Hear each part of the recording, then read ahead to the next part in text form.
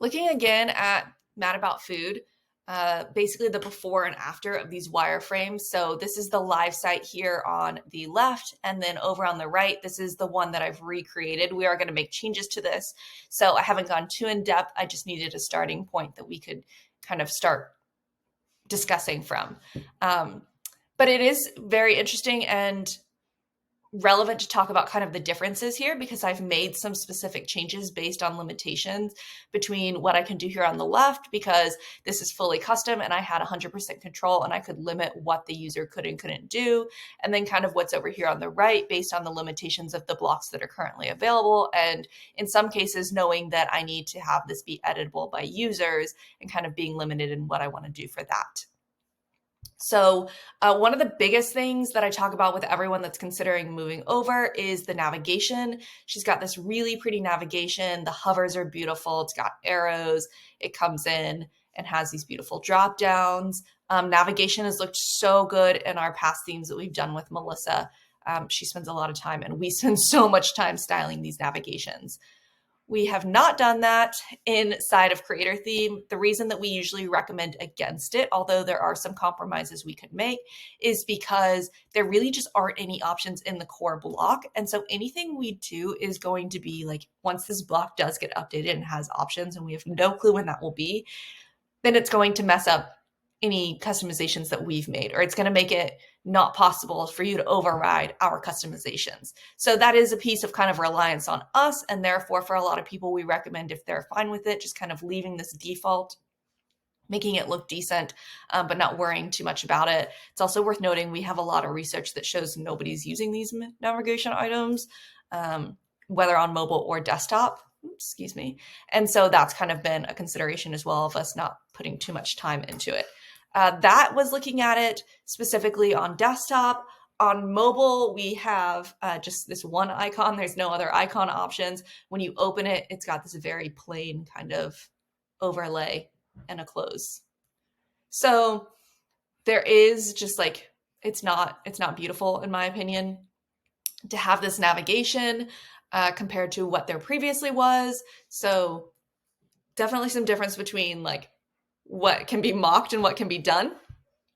But like I said, we don't see a lot of people using navigation, so we do really compromise with it. And then we try and make navigation that is a lot more relevant for users. So that would be this bar that's underneath. It has popular categories. It would be creating blocks that have certain categories that they're emphasizing, or even like manual images to go into specific categories. And so we do see a lot more interaction with those. So there's a little bit of compromise between mocks and outcome. Some other things you might have noticed between this: on the new site, we're using default fonts. We're not using any of the custom fonts. That's totally optional. We could use custom fonts and we may still implement those. Let me look at what else we have that's different between the two. Right now, the menu is not sticky on here. I will get this to be a sticky menu. That is possible. Here, again, you'll notice we have that plain menu, but we also just don't have the embellishments. So the menu looks really plain, and then we're missing these lines underneath. The lines underneath can be added. I just haven't because I'm not sure if we're going to do that. And also, the way that they get added is with the CSS class. And there are a number of CSS classes we use to make the theme work just the way we want it to. But it's worth keeping in mind that like it's just harder to kind of manage a CSS class than being able to see and change it where you would expect to change everything else in the sidebar. So let me show you that real quick.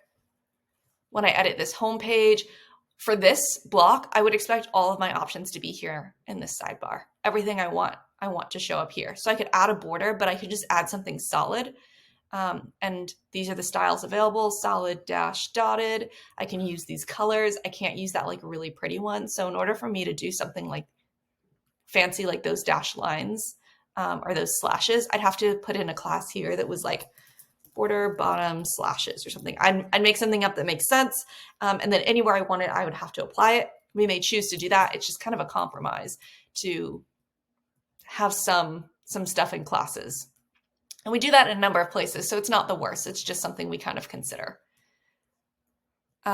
We are choosing not to do any of these kind of like image-based titles. This is done with a decent amount of accessibility built in for it.